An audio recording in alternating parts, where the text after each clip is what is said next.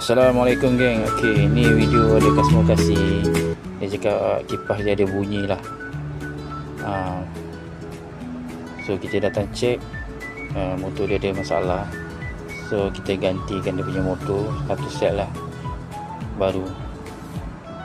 So ni kita tunjuk tutorial cara buka dia lah.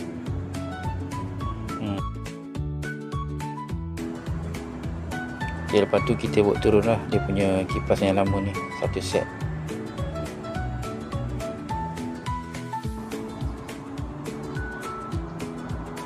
So, kita buka dia punya bilah dulu lah.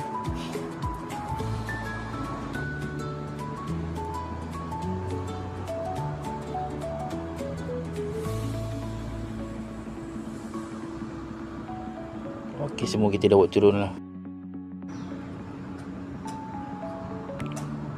Ok, wire jangan salah pasang ya geng.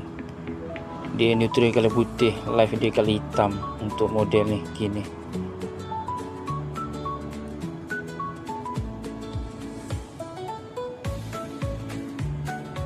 Lepas tu pastikan semua dah ikat baik lah, pin semua dah masuk. Lepas tu kita test. Ok, kita test dah ok, tak ada bunyi. Ok, sekianlah persen dari saya.